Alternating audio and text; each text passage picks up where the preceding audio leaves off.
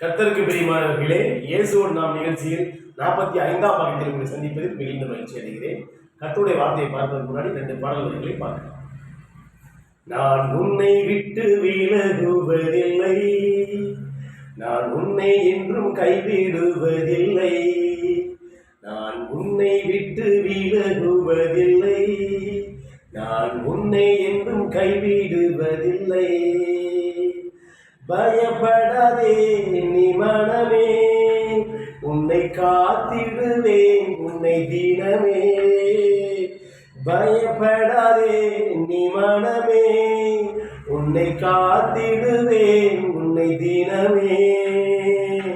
அற்புதங்கள் நான் செய்திடுவேன், அற்புதங்கள் நான் செய்திடுவேன், உன்னை அதிசயமாய் உன்னை நடத்திடுவேன், உன்னை அதிசயமாய் நான் நடத்திடுவேன். நான் உன்னை விட்டு விலகுவதில்லை, நான் உன்னை என்றும் கைவிடுவதில்லை, நான் உன்னை விட்டு விலகுவதில்லை, நான் உன்னை என்றும் கைவிடுவதில்லை. ஆமென். கர்த்தர் இயேசப்பா நம்மிடம் ஒரு நாள் கைவிட மாட்டாரு. கர்த்தரை நம்பினா ஒவ்வொரு வார்த்தையும் சொல்லி பார்க்கணும். கர்த்தருடைய வார்த்தை இன்று நாம் பார்ப்போம்.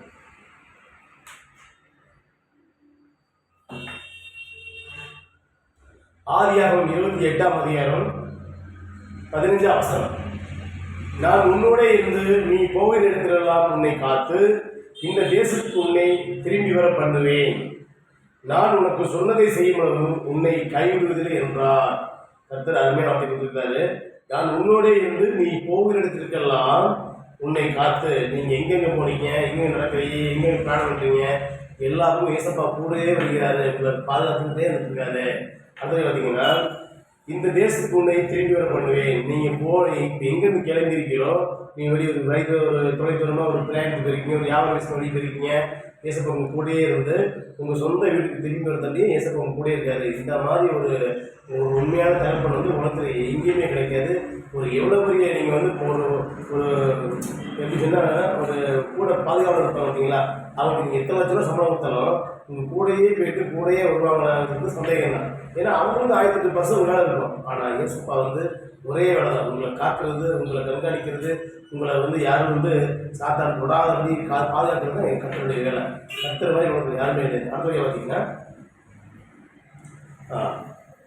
நான் உனக்கு சொன்னதை செய்யணும் உன்னை கைவிடுவதில்லை என்றார். அதாவது ஏன்னா ஏசப்பா சொன்னதை ஒரு காலமும் அவர் மாற்ற மாட்டாரு.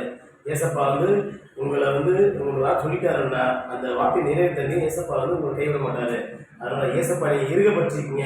ஏசப்பா பல அற்புத காரியங்கள் செய்வார், உங்களுக்கு நன்மையான செய்வார், உங்களுக்கு வாழ்க்கையில சரி தொழிலையும் சரி நல்லா வளர்ச்சி பாயை கொண்டு போவார்.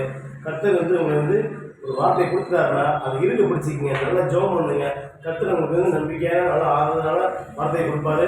அதே சமயத்தில் நீங்கள் குடும்பத்தோட மகிழ்ச்சியோட உங்களுக்கு போக்குவரத்து வார்த்தையும் கூடவே பாதுகாப்பார். கர்த்தருக்கு மகிமை உண்டாதாக. ஆமென்.